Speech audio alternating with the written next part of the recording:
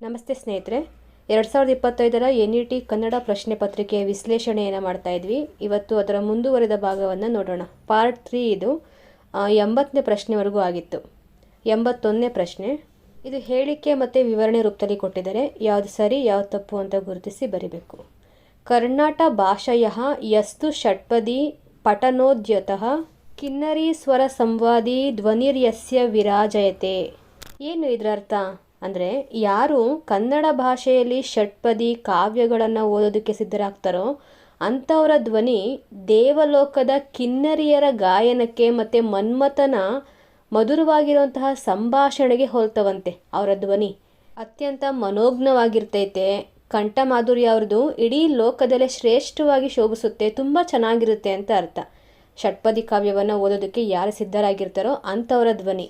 ಈ ಹೇಳಿಕೆಯ ಅರ್ಥ ಇವಾಗ ಹೇಳಿದ್ನಲ್ಲ ಅದು ವಿವರಣೆಯಲ್ಲಿ ಏನಿದೆ ನೋಡೋಣ.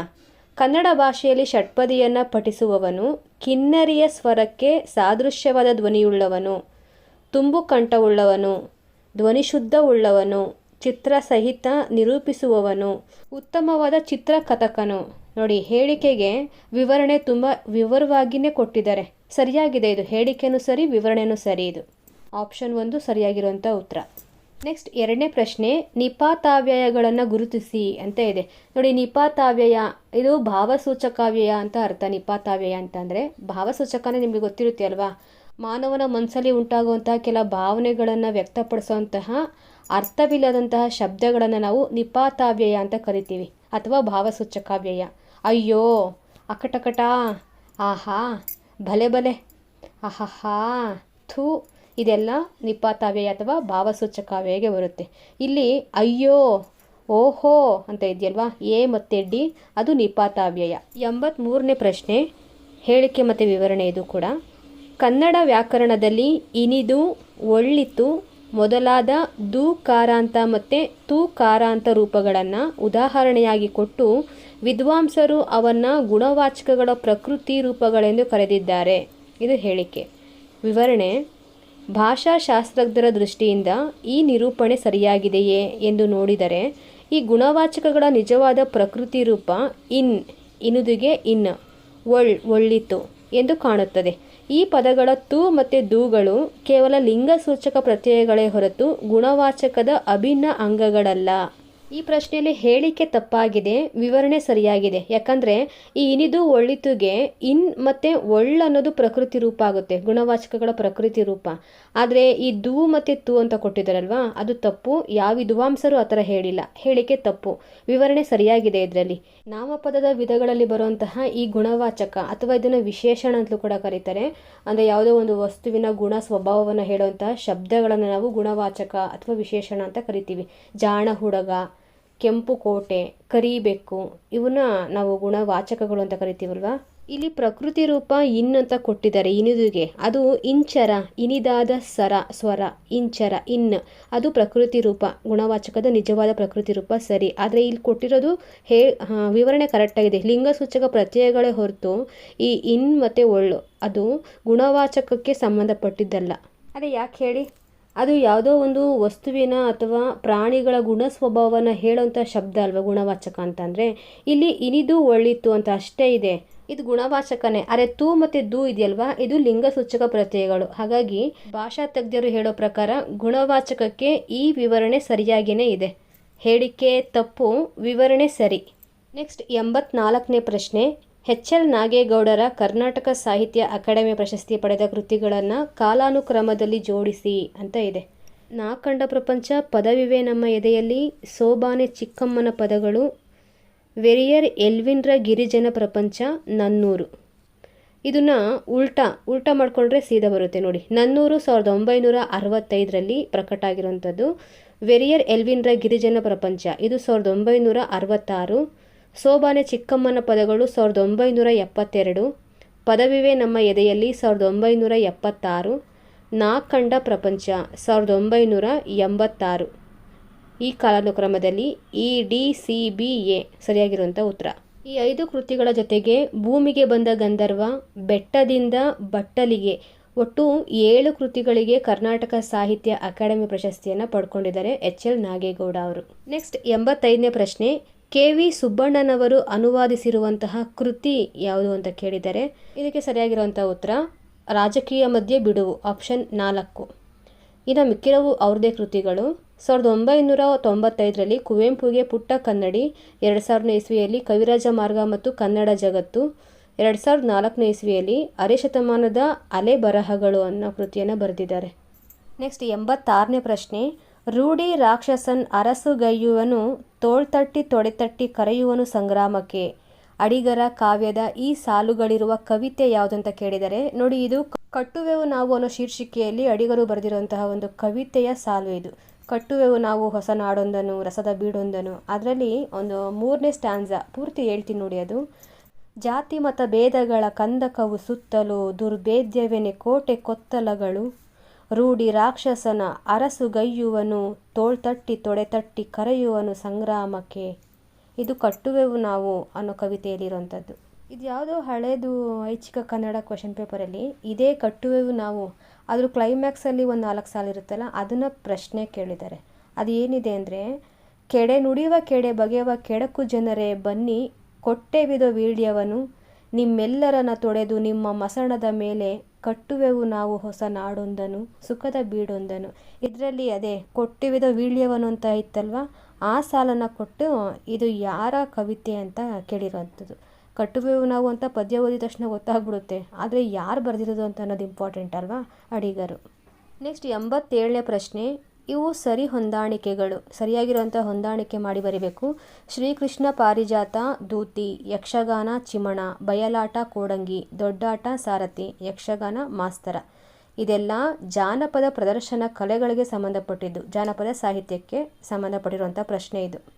ಜಾನಪದ ಪ್ರದರ್ಶನ ಕಲೆಗಳು ಅಂತಲೇ ಇದನ್ನು ಕರೀತಾರೆ. ಇವಾಗ ಇಲ್ಲಿ ಲೀಸ್ಟ್ ಕೊಟ್ಟಿದ್ದಾರಲ್ಲ, ಅದನ್ನು ತುಂಬ ಪ್ರಮುಖವಾಗಿರುವಂಥದ್ದು. ಅದನ್ನು ಬಯಲಾಟದಲ್ಲಿ ದೊಡ್ಡಾಟ, ಸಣ್ಣಾಟ, ಯಕ್ಷಗಾನ. ಈ ಯಕ್ಷಗಾನದಲ್ಲಿ ಮೂಡಲಪಾಯ, ಪಡುವಲಪಾಯ, ತೆಂಕತಿಟ್ಟು, ಬಡಗತಿಟ್ಟು, ಅದೆಲ್ಲ ಸಬ್ ಡಿವಿಷನ್, ಅದರಲ್ಲಿ ಉಪ ಪ್ರಭೇದಗಳು ಅಂತಾರಲ್ಲ ಅವು. ಇಲ್ಲಿ ಶ್ರೀ ಕೃಷ್ಣ ಪಾರಿಜಾತ ಅಂತ ಇದೆಯಲ್ವಾ, ಇದು ಉತ್ತರ ಕರ್ನಾಟಕದ ಕಡೆ ಅತಿ ಹೆಚ್ಚಿನದಾಗಿ ಜನಪ್ರಿಯತೆಯನ್ನು ಪಡ್ಕೊಂಡಿತ್ತು. ಶ್ರೀ ಕೃಷ್ಣ ಪಾರಿಜಾತ ಇದು ಸಣ್ಣಾಟದಲ್ಲಿ ಬರುವಂತಹ ಒಂದು ವಿಶೇಷ ಪ್ರಕಾರ. ಇದನ್ನೇ ನೋಡಿ, ಶ್ರೀ ಕೃಷ್ಣ ಪಾರಿಜಾತ, ಇಲ್ಲಿ ಸಣ್ಣಾಟ ಅಂತ ಕರೀತಾ ಇಲ್ಲ, ಇದನ್ನು ಶ್ರೀಕೃಷ್ಣ ಪಾರಿಜಾತ ಅಂತ ಕರೀತಾರೆ. ಅಷ್ಟೊಂದು ಪ್ರಾಮುಖ್ಯತೆಯನ್ನು ಇದು ಪಡ್ಕೊಂಡಿತ್ತು. ಕೃಷ್ಣ ರುಕ್ಮಿಣಿಯರ ದಿವ್ಯ ಸಂಬಂಧವನ್ನು ನಿರೂಪಿಸುವಂತಹ ಭಕ್ತಿ ಪ್ರಧಾನವಾಗಿರುವಂತಹ ಬಯಲಾಟವೇ ಈ ಶ್ರೀಕೃಷ್ಣ ಪಾರಿಜಾತ. ಈ ಸಣ್ಣಾಟದ ಸೂತ್ರಧಾರಿ ಯಾರು ಅಂತಂದ್ರೆ ಭಾಗವತ ಅಂತ ಕರೀತಾರೆ, ಅಥವಾ ಅವರನ್ನ ದೂತೆ ಅಂತ ಕರೀತಾರೆ. ಇವರು ಈ ಆಟದ ಆರಂಭದಿಂದ ಮುಕ್ತಾಯದವರೆಗೂ ಕೂಡ ಆ ರಂಗದಲ್ಲೇ ಇರ್ತಾರೆ. ಈ ರಂಗ ಸಜ್ಜಿಕೆ ನಿರ್ಮಾಣ ಮಾಡಿರ್ತಾರಲ್ವ ಶ್ರೀಕೃಷ್ಣ ಪಾರಿಜಾತ ಈ ಸಣ್ಣಾಟವನ್ನು ಆಡಿಸೋದಕ್ಕೆ, ಅಲ್ಲಿ ಈ ಭಾಗವತ ಇದ್ದೇ ಇರ್ತಾರೆ. ಈ ಪ್ರದರ್ಶನ ಯಶಸ್ಸನ್ನು ಪಡಿಬೇಕು ಅಂತಂದರೆ ಅದಕ್ಕೆ ಕಾರಣಕರ್ತರೆ ಈ ಭಾಗವತ ಅಥವಾ ದೂತೆ. ಈ ಆಪ್ಷನ್ ಕರೆಕ್ಟಾಗಿದೆ. ಶ್ರೀಕೃಷ್ಣ ಪಾರಿಜಾತಗೆ ದೂತೆ ಅಥವಾ ದೂತಿ, ಇದು ಸರಿಯಾಗಿದೆ.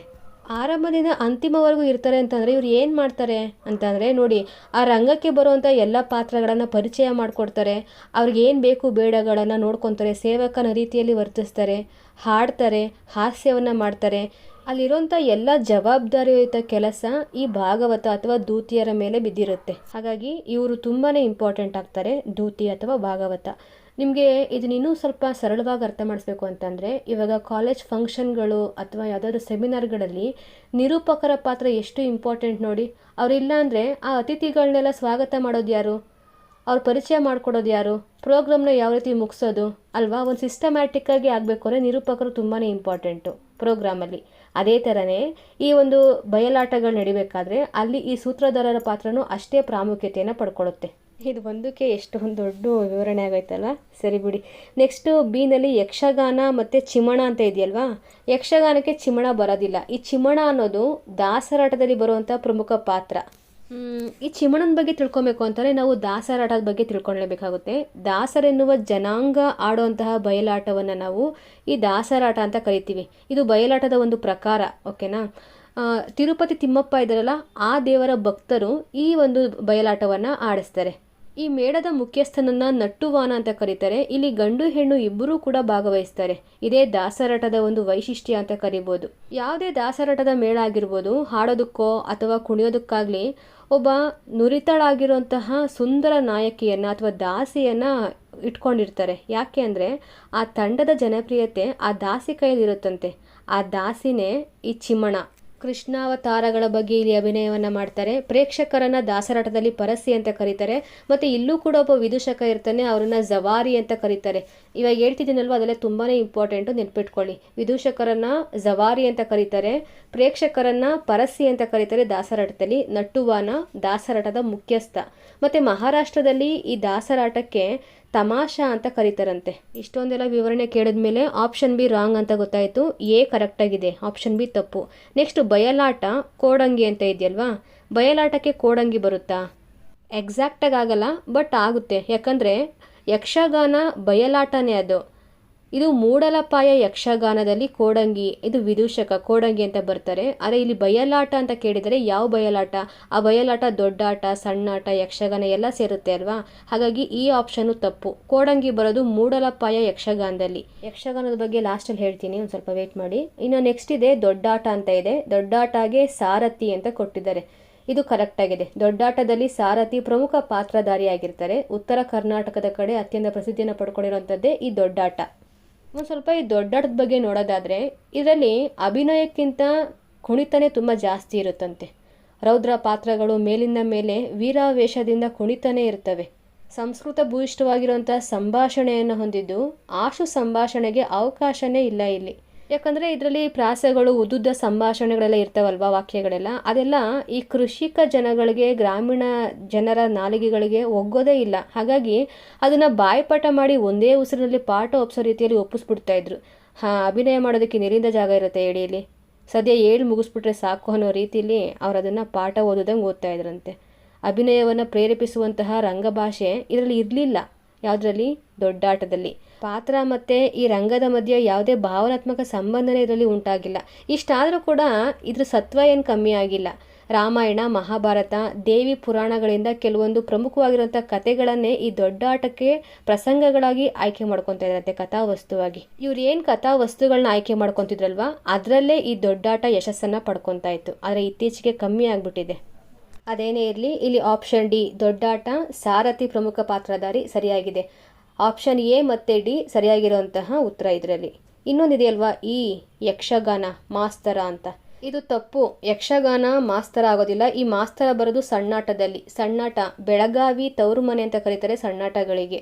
ಇದರಲ್ಲಿ ಡಪ್ಪು ಪ್ರಮುಖ ವಾದ್ಯ ಆಗಿರೋದ್ರಿಂದ ಸಣ್ಣಾಟಕ್ಕೆ ಡಪ್ಪಿನಾಟ ಅಂತಲೂ ಕೂಡ ಕರೀತಾರೆ. ರಾಯಚೂರು, ಗುಲ್ಬರ್ಗ ಈ ಕಡೆ ಸಣ್ಣಾಟವನ್ನು ಡಪ್ಪಿನಾಟ ಅಂತಲೂ ಕೂಡ ಕರೀತಾರೆ. ಸಣ್ಣಾಟಗಳು ಬಹುತೇಕವಾಗಿ ಗೀತರೂಪಕಗಳೇ ಆಗಿದ್ದಾವೆ. ನೋಡಿ, ದೊಡ್ಡಾಟ ಹೇಳ್ದೆ ಆಗಲೇ, ಅಭಿನಯಕ್ಕಿಂತ ಕುಣಿತವೇ ಹೆಚ್ಚಿನದಾಗಿದೆ. ಅದರಲ್ಲಿ ಕುಣಿತ ಪ್ರಧಾನವಾಗಿರುವಂಥದ್ದು ದೊಡ್ಡಾಟ. ಇದು ಗೀತರೂಪಕಗಳು ಸಣ್ಣಾಟ. ಹಾಡುತ್ತಾ ಕುಣಿಯೋದೇ ಸಣ್ಣಾಟದ ವಿಶೇಷತೆ ಅಂತ ಹೇಳ್ಬೋದು. ಮುಮ್ಮೇಳ, ಹಿಮ್ಮೇಳದವರು ಹಾಡದಂತೆ ಪಾತ್ರಗಳು ಆಂಗಿಕ ಅಭಿನಯ ಮಾಡುತ್ತಾ ಕುಣಿತಾನೇ ಹೋಗ್ತಿರ್ತವೆ. ಮತ್ತು ಇಲ್ಲಿ ಸಂಭಾಷಣೆ ಇರೋದಿಲ್ವಾ? ಸಂಭಾಷಣೆ ತುಂಬ ಮಿತವಾಗಿರುತ್ತೆ. ಸರಳ ವೇಷಭೂಷಣವನ್ನು ತೊಟ್ಟಿರ್ತಾರೆ. ದೊಡ್ಡಾಟದ ರೀತಿ ಯಾವುದೋ ಕಾಳಗನೋ ಕಲ್ಯಾಣಕ್ಕೋ ಸಂಬಂಧಪಟ್ಟಿರುವಂಥ ಕಥಾವಸ್ತುವನ್ನು ಆಯ್ಕೆ ಮಾಡ್ಕೊಳ್ಳೋದಿಲ್ಲ. ಬದಲಾಗಿ ಶರಣರ, ಸಾಧು ಸಂತರ ಜೀವನ ಚರಿತ್ರೆಗಳು, ಭಕ್ತಿ, ಮುಕ್ತಿ, ಜ್ಞಾನ, ವೈರಾಗ್ಯ ಈ ಥರದವನ್ನ ಕಥಾವಸ್ತುವಾಗಿ ಆಯ್ಕೆ ಮಾಡ್ಕೋತಾರೆ ಸಣ್ಣಾಟದಲ್ಲಿ. ನೋಡಿ, ಮುಮ್ಮೇಳ ಅಂತ ಹೇಳಿದೆ ಅಲ್ವಾ, ಮುಂದೆ ಇರುವಂಥ ಹಾಡುಗಾರರು ಈ ಸಣ್ಣಾಟದಲ್ಲಿ ತುಂಬ ಪ್ರಮುಖವಾಗಿರುವಂಥ ಪಾತ್ರ ಈ ಮುಮ್ಮೇಳದವರೇ ವಹಿಸುವಂಥವ್ರು. ಅವರನ್ನೇ ಭಾಗವತ, ಮೇಟಿತಾಳ, ಕತೆಗಾರ, ಮಾಸ್ತರ ಈ ಥರ ಅನೇಕ ಹೆಸರುಗಳಲ್ಲಿ ಕರೀತಾರೆ. ಸಣ್ಣಾಟ ಬಂದರೆ ಇಲ್ಲಿ ಮಾಸ್ತರ ಅಂತ ಕೊಟ್ಟಿದ್ದಾರೆ ಅಲ್ಲ, ಇದು ಸಣ್ಣಾಟಕ್ಕೆ ಸರಿ, ಯಕ್ಷಗಾನಕ್ಕಲ್ಲ. ಈಗ ಒಂದು ಸ್ವಲ್ಪ ಯಕ್ಷಗಾನದ ಬಗ್ಗೆ ನೋಡೋಣ. ಈ ಯಕ್ಷಗಾನ ಕರ್ನಾಟಕ ಕರಾವಳಿಯ ಸಂಕೀರ್ಣ ಪ್ರದರ್ಶನಾತ್ಮಕ ರಂಗಕಲೆ ಅಂತ ಪ್ರಸಿದ್ಧಿಯನ್ನು ಪಡ್ಕೊಂಡಿದೆ. ಕರ್ನಾಟಕವನ್ನು ಸಾಂಸ್ಕೃತಿಕವಾಗಿ ಅಂತಾರಾಷ್ಟ್ರೀಯ ಮಟ್ಟಕ್ಕೆ ಪರಿಚಯಿಸಿದ್ದೇ ಯಕ್ಷಗಾನ ಕಲೆ ಅಂತ ಹೇಳ್ಬೋದು. ಇಂಥ ಯಕ್ಷಗಾನ ಬಯಲು ಸೀಮೆಯಲ್ಲಿ ಒಂಥರ ಕರೀತಾರೆ, ಕರಾವಳಿ ಕಡೆ ಇನ್ನೊಂಥರ ಕರೀತಾರೆ. ಕರಾವಳಿಯಲ್ಲಿ ಪಡುವಲಪಾಯ ಅಂತ ಕರೆದ್ರೆ, ಬಯಲು ಸೀಮೆ ಕಡೆ ಮೂಡಲಪಾಯ ಅಂತ ಕರೀತಾರೆ. ಮೂಡಲಪಾಯ ಮತ್ತು ಪಡವಲಪಾಯ, ಈ ಮೂಡಲಪಾಯ ಯಕ್ಷಗಾನದಲ್ಲೇ ಕೋಡಂಗಿ ಅನ್ನೋ ಪಾತ್ರ ಬರೋಂಥದ್ದು. ಇನ್ನು ಕರಾವಳಿ ಕಡೆ ಹೇಳಿದೆ ಅಲ್ವಾ, ಪಡವಲಪಾಯ ಯಕ್ಷಗಾನ, ಅಲ್ಲಿ 3 ಪ್ರಭೇದಗಳು ಬರ್ತವೆ: ತೆಂಕತಿಟ್ಟು, ಬಡಗತಿಟ್ಟು, ಬಡಬಡಗತಿಟ್ಟು ಅಂತ. ಈ 3 ಪ್ರಭೇದಗಳು ಅದೇ ಕರಾವಳಿ ಕಡೆನೇ ಒಂದೊಂದು ಕಡೆ ಒಂದೊಂದು ಥರ ಯಕ್ಷಗಾನವನ್ನು ಕರೀತಾರೆ. ಓಕೆನಾ? ಜಾನಪದ ಪ್ರದರ್ಶನ ಕಲೆಗಳು ಅಂತ ಮುಂದೆ ಯಾವಾಗಾದರೂ ಒಂದು ವಿಡಿಯೋ ಮಾಡ್ತೀನಿ, ಸಂಪೂರ್ಣವಾಗಿ ಎಲ್ಲ ಪ್ರದರ್ಶನ ಕಲೆಯ ಡೀಟೇಲ್ಸ್ನ ತಿಳ್ಕೊಳ್ಳೋಣ. ಆದರೆ ಇವಾಗ ಕ್ವಶನ್ ಪೇಪರ್ಗೆ ಇಷ್ಟು ಮಾಹಿತಿ ಸಾಕು. ಇದಕ್ಕೆ ಆನ್ಸರ್ ಗೊತ್ತಾಯ್ತಲ್ವಾ? ಎ ಶ್ರೀ ಕೃಷ್ಣ ಪಾರಿಜಾತ ದೂತಿ, ಹಾಗೆ ಡಿ ದೊಡ್ಡಾಟ ಸಾರಥಿ ಸರಿಯಾಗಿರುವಂಥ ಉತ್ತರ. ನೆಕ್ಸ್ಟ್ 88ನೇ ಪ್ರಶ್ನೆ, ಹೇಳಿಕೆ. ಜಾನಪದ ಪ್ರಕಾರಗಳು ಚಲನಶೀಲವಾದವುಗಳು, ಹೀಗಾಗಿ ಅವು ಸಮಾಜದಲ್ಲಿ ಕ್ರಿಯಾಶೀಲ ಪಾತ್ರ ವಹಿಸುತ್ತವೆ. ಇದನ್ನೇ ಕ್ರಿಯಾ ಸಿದ್ಧಾಂತ ಎನ್ನುವರು. ವಿವರಣೆ: ಕ್ರಿಯಾ ಸಿದ್ಧಾಂತವು ಸಮಾಜದ ಕ್ರಿಯೆಗಳನ್ನು ಅವಲೋಕಿಸುತ್ತದೆ. ಜಾನಪದ ಪ್ರಕಾರಗಳಿಗೂ ಸಮಾಜಕ್ಕೂ ಇರುವ ಪ್ರತ್ಯಕ್ಷ ಸಂಬಂಧವನ್ನು ಮಾತ್ರ ಪರಿಗಣಿಸುತ್ತದೆ. ಹೇಳಿಕೆ ಸರಿಯಾಗಿದೆ. ವಿವರಣೆಯಲ್ಲಿ ಅದು ಪ್ರತ್ಯಕ್ಷ ಸಂಬಂಧವನ್ನು ಮಾತ್ರ ಪರಿಗಣಿಸುತ್ತದೆ ಅಂತ ಇದೆಯಲ್ವಾ, ಅದು ತಪ್ಪು.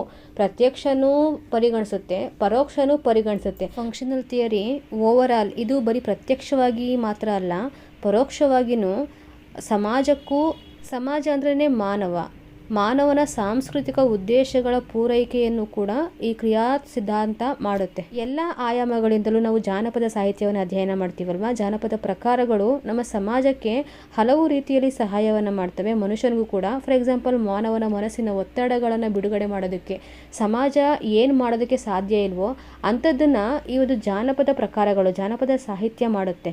ಇವಾಗ ಒಂದು ಹಾಡು ಕೇಳಿದ ತಕ್ಷಣ ನಮ್ಮ ಮನಸ್ಸಿಗೆ ನೆಮ್ಮದಿ ಅನಿಸುತ್ತೆ ಅಲ್ವಾ. ಇದು ಹೇಗೆ ಪ್ರತ್ಯಕ್ಷ ಸಂಬಂಧ ಆಗುತ್ತೆ? ಇದು ಪರೋಕ್ಷ ಸಂಬಂಧ ಅಲ್ವಾ. ನಮಗೂ ಆ ಒಂದು ಹಾಡಿಗೂ ಸಂಬಂಧನೇ ಇಲ್ಲ, ಆದರೂ ಕೂಡ ನಾವು ಅದನ್ನು ಕೇಳ್ತೀವಿ. ಕೇಳಿದ ತಕ್ಷಣ ನಮಗೇನೋ ಒಂದು ರಿಲೇಟೆಡ್ ಮಾಡ್ಕೊತೀವಿ, ಒಂದು ಖುಷಿ ಆಗುತ್ತೆ, ಅಥವಾ ಏನೋ ದುಃಖ ಆಗಿ ಹತ್ತುಬಿಟ್ಟು ಸಮಾಧಾನ ಆಗ್ಬಿಡ್ತೀವಿ. ಇಂಥದ್ದೊಂದು ಫೀಲಿಂಗ್ ಬರೆಸೋದೇ ಈ ಜಾನಪದ ಸಾಹಿತ್ಯ ಪ್ರಕಾರಗಳು. ಹಾಗಾಗಿ ವಿವರಣೆ ತಪ್ಪಿದೆ. ಅಲ್ಲಿ ಪ್ರತ್ಯಕ್ಷವಾಗಿ ಪರೋಕ್ಷವಾಗಿ ಎರಡೂ ಕೊಟ್ಟಿದ್ರೆ ಸರಿಯಾಗಿರೋದು. ನೆಕ್ಸ್ಟ್ 89ನೇ ಪ್ರಶ್ನೆ, ವಿ.ಕೃ. ಗೋಕಾಕರ ಕವನ ಸಂಕಲನಗಳನ್ನು ಕಾಲಾನುಕ್ರಮದಲ್ಲಿ ಜೋಡಿಸಿ ಅಂತ ಇದೆ. ಉಗಮ, ಅಭ್ಯುದಯ, ತ್ರಿವಿಕ್ರಮರ ಆಕಾಶಗಂಗೆ, ಪಯಣ, ಕಲೋಪಾಸಕ.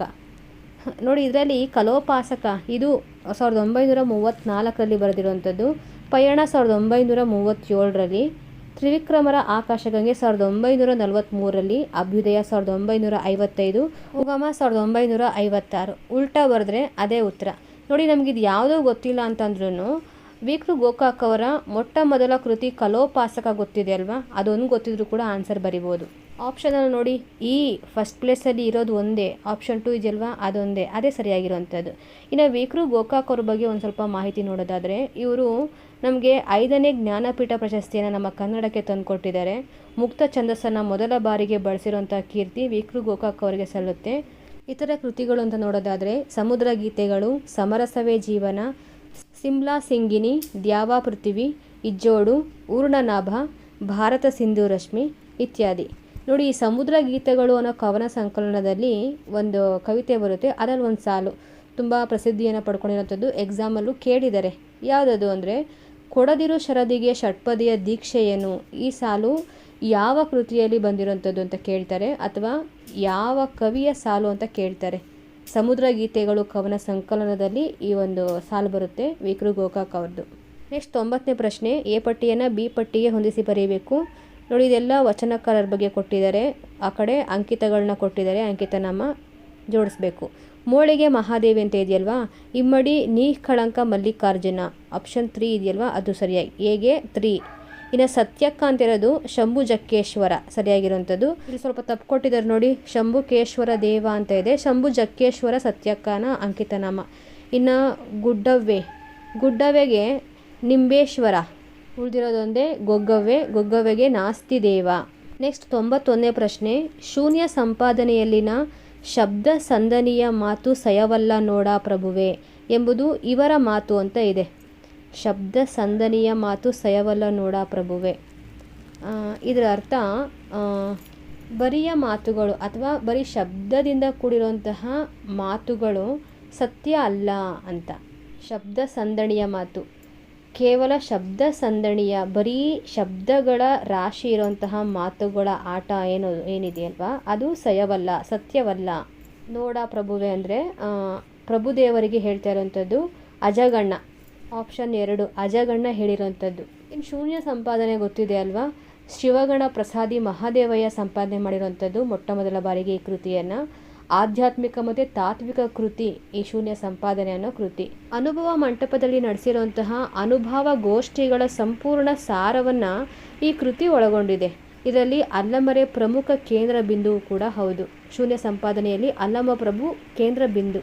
ನೆಕ್ಸ್ಟ್ 92ನೇ ಪ್ರಶ್ನೆ, ಜಗತ್ತಿನ ಮೊಟ್ಟ ಮೊದಲ ಜಾನಪದ ಸಂಸ್ಥೆಯಾದ ಲಂಡನ್ ಫೋಕ್ಲೋರ್ ಸೊಸೈಟಿಯ ಪ್ರಥಮ ಅಧ್ಯಕ್ಷ ಯಾರು ಅಂತ ಕೇಳಿದರೆ ಗ್ರಿಮ್ಸ್ ಬ್ರದರ್ಸ್. ನೆಕ್ಸ್ಟ್ 93ನೇ ಪ್ರಶ್ನೆ, ಇವರು ಪ್ರೌಢದೇವರಾಯನ ಆಸ್ಥಾನದಲ್ಲಿದ್ದ ಕವಿಗಳು ಅಂತ ಇದೆ. ನಂಜುಂಡ ಕವಿ, ಕುಮಾರರಾಮ ಸಾಂಗತ್ಯ ಬರೆದಿರುವಂತಹ ನಂಜುಂಡ ಕವಿ, ಇವರು ನಂಜರಾಜನ ಆಸ್ಥಾನದಲ್ಲಿದ್ದವರು. ನೆಕ್ಸ್ಟ್ ಗುರುಬಸವ ಅಂತ ಇದೆಯಲ್ವಾ, ಇವರು ಪ್ರೌಢದೇವರಾಯನ ಆಸ್ಥಾನದಲ್ಲಿದ್ದಂಥ ಕವಿಗಳು. ಶಿವಯೋಗಾಂಗ ಭೂಷಣ, ವೃಷಭಗೀತೆ, ಮನೋವಿಜಯ ಕಾವ್ಯ ಇವರ ಪ್ರಮುಖ ಕೃತಿಗಳಾಗಿರುತ್ತೆ. ಬಿ ಸರಿಯಾಗಿದೆ. ನೆಕ್ಸ್ಟ್ ನೋಡಿ, ವಿಜಯಣ್ಣ ಅಂತ ಇದೆಯಲ್ವಾ, ಇವರು ದೇವರಾಜನ ಆಸ್ಥಾನದಲ್ಲಿದ್ದಂಥ ಕವಿಗಳು. ದ್ವಾದಶಾನುಪ್ರೇಕ್ಷೆ ಅನ್ನೋ ಕೃತಿಯನ್ನು ಬರೆದಿದ್ದಾರೆ. ತಿಮ್ಮಣ್ಣ ಕವಿ ಶ್ರೀ ಕೃಷ್ಣದೇವರಾಯನ ಆಸ್ಥಾನದಲ್ಲಿದ್ದಂಥವರು. ಕೃಷ್ಣರಾಜ ಭಾರತ ಅನ್ನೋ ಕೃತಿಯನ್ನು ಬರೆದಿದ್ದಾರೆ. ಚಂದ್ರಕವಿ ಪ್ರೌಢದೇವರಾಯನ ಆಸ್ಥಾನದಲ್ಲಿದ್ದವರು.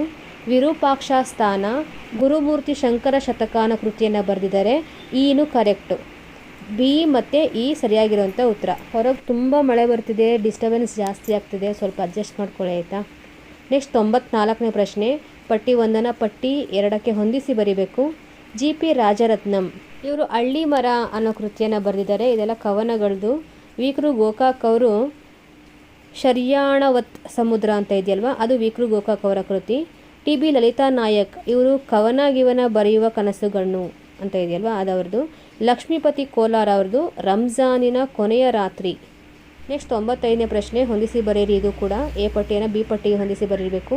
ಭಾಷಾ ವಿಜ್ಞಾನಕ್ಕೆ ಸಂಬಂಧಪಟ್ಟಿರುವಂಥ ಪ್ರಶ್ನೆ ಇದು. ವ್ಯಾಖ್ಯಾನಗಳನ್ನು ಕೇಳಿದರೆ ಎಚ್ ಎ ಗ್ಲೀಸನ್ ಅಂತ ಇದೆಯಲ್ವಾ, ಭಾಷೆಯ ಆಂತರಿಕ ರಚನೆಯನ್ನು ಅರಿಯುವುದೇ ಭಾಷಾ ವಿಜ್ಞಾನ ಅಂತ ಹೇಳಿದ್ದಾರೆ. ನೆಕ್ಸ್ಟು ವಿಲ್ಫ್ರೆಡ್ ಲೆಮನ್, ಭಾಷಾ ವಿಜ್ಞಾನ ಎಂಬುದು ಮಾನವನ ವರ್ತನೆಗೆ ಸಂಬಂಧಿಸಿದೆ ಅಂತ ಹೇಳಿದ್ದಾರೆ. ಡೇನಿಯಲ್ ಜೋನ್ಸ್ ಅವರು ಭಾಷೆ ಜೀವಂತವಾಗಿ ಕಾಣೋದು ಅದರಲ್ಲಿ ಬಳಕೆಯಾಗುವಂತಹ ಧ್ವನಿಗಳ ಮೂಲಕ ಅಂತ ಹೇಳಿದ್ದಾರೆ. ಸಿ ಎಫ್ ಹಾಕೆಟ್ ಅವರು ಭಾಷೆಯಲ್ಲಿ ಬಳಕೆಯಾಗುವ ಸಂಕೇತಗಳು ಯಾದೃಚ್ಛಿಕವಾಗಿರುತ್ತದೆ ಅಂತ ಹೇಳಿದ್ದಾರೆ. ನೆಕ್ಸ್ಟ್ 96ನೇ ಪ್ರಶ್ನೆ, ಇವು ಜಿ ಪಿ ರಾಜರತ್ನಂ ಅವರ ಕವನ ಸಂಕಲನಗಳು ಅಂತ ಕೇಳಿದ್ದಾರೆ. ಒಂದು ನಾಗನ ಪದಗಳು, ಇದು ಸರಿಯಾಗಿದೆ. ನಾಗನ ಪದಗಳು ಜಿ ಪಿ ರಾಜರತ್ನಂ ಅವರ ಕವನ ಸಂಕಲನ. ಇನ್ನೊಂದು ಮಹಾಕವಿ ಪುರುಷ ಸರಸ್ವತಿ ಅಂತ ಇದೆಯಲ್ವಾ, ಅದು ಕೂಡ ಜಿ ಪಿ ರಾಜರತ್ನಂ ಅವ್ರದ್ದೇನೆ. ಎ ಮತ್ತು ಬಿ ಸರಿಯಾಗಿರುವಂಥ ಉತ್ತರ. ನೆಕ್ಸ್ಟ್ 97ನೇ ಪ್ರಶ್ನೆ, ಉತ್ತರ ಅಮೆರಿಕಾದ ತೌಲನಿಕ ಸಾಹಿತ್ಯವನ್ನು ಆರಂಭಿಸಿದ ವಿದ್ವಾಂಸರಲ್ಲಿ ಒಬ್ಬರು ಅಂತ ಕೇಳಿದ್ದಾರೆ. 97ನೇದು ಚಾರ್ಲ್ಸ್ ಮಿಲ್ಸ್ ಗೈಲೆ. ನೆಕ್ಸ್ಟ್ 98ನೇ ಪ್ರಶ್ನೆ, ಎಂ ಎಸ್ ಸುಂಕಾಪುರ ಅವರು ಸಂಪಾದಿಸಿದ ಕೃತಿಗಳನ್ನು ಕಾಲಾನುಕ್ರಮದಲ್ಲಿ ಜೋಡಿಸಿ ಅಂತ ಇದೆ. ಪ್ರಭುಲಿಂಗ ಲೀಲೆ ಇದು 1974ರಲ್ಲಿ ಬರೆದಿರುವಂಥದ್ದು, ಸಂಪಾದನೆ ಮಾಡಿರುವಂಥದ್ದು. ರೇವಣ ಸಿದ್ದೇಶ್ವರ ಕಾವ್ಯ 1979ರಲ್ಲಿ. ಗುಮ್ಮಟ ಶತಕ ಇದು 1980ರಲ್ಲಿ. ಗಿರಿಜಾ ಕಲ್ಯಾಣ 1960ರಿಂದ 70ರ ಆಸುಪಾಸಲ್ಲಿ. ಹಮ್ಮಿರ ಕಾವ್ಯ 1978ರಲ್ಲಿ. ನಾನು ಈ ಪ್ರಶ್ನೆಗೆ ಇಸ್ವಿ ಮಾತ್ರ ಯಾಕೆ ಹೇಳಿದೆ ಅಂತಂದರೆ, ಇವ್ರು ಕೊಟ್ಟಿರೋಂಥ ಆನ್ಸರು ECADB ಅದು ಕರೆಕ್ಟಾಗಿದೆ ಅಂತ ಕೀ ಆನ್ಸರ್ಸಲ್ಲಿ ನೋಡಿದ್ದೆ ನಾನು. ಆದರೆ ಆ ಆನ್ಸರ್ ಪ್ರಕಾರ ಈ ಇಸ್ವಿಗಳಲ್ಲಿ ಜೋಡಿಸೋದಕ್ಕೆ ಇಲ್ಲಿ ಯಾವುದೂ ಆಪ್ಷನಲ್ಲೇ ಇಲ್ಲವೇ ಇಲ್ಲ. ಗ್ರೇಸ್ ಮಾರ್ಕ್ಸ್ ಬಂತಾ ಇಲ್ವೋ ಅದು ನನಗೆ ಗೊತ್ತಿಲ್ಲ. ಹಾಗಾಗಿ ಇಲ್ಲಿ ಇದು ತಪ್ಪಾಗುತ್ತೆ, ಇವ್ರು ಕೊಟ್ಟಿರೋ ಪ್ರಕಾರ ತಪ್ಪಾಗುತ್ತೆ. ಯಾಕಂದರೆ ಹಮ್ಮಿರ ಕಾವ್ಯ ಫಸ್ಟ್ಗೆ ಅಂತ ಕೊಟ್ಟಿದ್ದಾರೆ. ಹಮ್ಮಿರ ಕಾವ್ಯ ಫಸ್ಟ್ ಬರೋದಿಲ್ಲ ಇದರಲ್ಲಿ. ನೋಡೋಣ, ಈ ಪ್ರಶ್ನೆ ನನಗೂ ಡೌಟ್ ಕಾಡ್ತಾ ಇದೆ, ಉತ್ತರ ಬೇಕು ಅಂತ ಅನ್ನಿಸ್ತಿದೆ. ಸಂಪೂರ್ಣವಾಗಿ ನೆಕ್ಸ್ಟ್ ವಿಡಿಯೋದಲ್ಲಿ ಹೇಳ್ತೀನಿ. 98 ಪ್ರಶ್ನೆ ನೆನ್ಪಿಟ್ಕೊಳ್ಳಿ, ನಾನು ನೆನ್ಪಿಟ್ಕೊತೀನಿ ಯಾವುದು ಸರಿಯಾಗಿರುವಂಥ ಉತ್ತರ. ನೋಡೋಣ.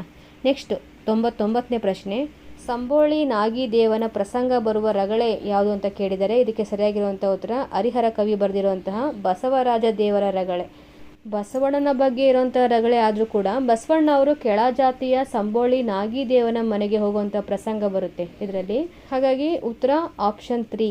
ಇನ್ನು ಕೆಂಬಾವಿ ಭೋಗಣ್ಣನ ರಗಳೆ ಅಂತ ಇದೆಯಲ್ವಾ, ಇದು ಬಸವಣ್ಣನವರಿಗಿಂತ ಹಿಂದಿನವರು ಈ ಕೆಂಬಾವಿ ಭೋಗಣ್ಣ ಅನ್ನೋರು. ಅವ್ರು ಬರೆದಿರೋಂಥದ್ದು ನಿಜಗುರು ಭೋಗೇಶ್ವರ ಇವರ ಅಂಕಿತನಾಮ. ಇನ್ನು ಕುಂಬಾರ ಗುಂಡಯ್ಯನ ರಗಳೆ ಅದು ಹರಿಹರ ಕವಿ ಬರೆದಿರುವಂಥದ್ದು. ಪ್ರಭುದೇವರ ರಗಳೆ ಅದು ಕೂಡ ಹರಿಹರ ಕವಿಲೆ. ನೆಕ್ಸ್ಟ್ 100ನೇ ಪ್ರಶ್ನೆ, ದ.ರಾ ಬೇಂದ್ರೆಯವರು ಅನುವಾದಿಸಿರುವಂತಹ ಕೃತಿಗಳನ್ನು ಕಾಲಾನುಕ್ರಮದಲ್ಲಿ ಜೋಡಿಸಿ ಅಂತ ಇದೆ. ಉಪನಿಷತ್ ರಹಸ್ಯವು ಅಥವಾ ಭಾರತೀಯ ಆಧ್ಯಾತ್ಮಶಾಸ್ತ್ರ ಪೀಠಿಕೆಯು ಅಂತ ಇದೆ, 1928ರಲ್ಲಿ. ಇದು ಭಾರತೀಯ ನವಜನ್ಯ 1936, ಗುರು ಗೋವಿಂದ ಸಿಂಗ್ 1966, ಕಬೀರ್ ವಚನಾವಳಿ 1968, ಭಗ್ನಮೂರ್ತಿ 1972. ಇಸ್ವಿ ಕೇಳಿದ್ರಿ ಅಲ್ವಾ, ಏನು ಜೋಡಿಸ್ಬೇಕಿದ್ರಲ್ಲಿ? ಜೋಡಿಸೋಂಥ ಅವಶ್ಯಕತೆ ಏನಿಲ್ಲ, ಯಾಕಂದರೆ ಅದು ಕರೆಕ್ಟಾಗೆ ಕೊಟ್ಬಿಟ್ಟಿದ್ದಾರೆ. ABCDE ಸರಿಯಾಗೇ ಇದೆ. ಸದ್ಯಕ್ಕೆ ಇಲ್ಲಿಗಿರಲಿ. ಮಿಕ್ಕಿರೋಂಥ ಎಲ್ಲ ಪ್ರಶ್ನೆಗಳನ್ನು ಒಂದೇ ಶಾರ್ಟಲ್ಲಿ ನೆಕ್ಸ್ಟ್ ವಿಡಿಯೋದಲ್ಲೇ ಹಾಕ್ತೀನಿ ಅಂತ ಹೇಳ್ತಾ, ನನ್ನ ಮಾಹಿತಿ ನಿಮ್ಗೆ ಇಷ್ಟ ಆಗಿದ್ರೆ, ಅರ್ಥ ಆಗಿದ್ರೆ ದಯವಿಟ್ಟು ಲೈಕ್ ಮಾಡಿ, ಶೇರ್ ಮಾಡಿ, ಹಾಗೆ ಸಬ್ಸ್ಕ್ರೈಬ್ ಮಾಡ್ಕೊಳ್ಳಿ. ನಿಮ್ಮ ಅನಿಸಿಕೆ ಅಭಿಪ್ರಾಯಗಳನ್ನು ಕಮೆಂಟ್ ಬಾಕ್ಸಲ್ಲಿ ಹೇಳಿ. Thank you.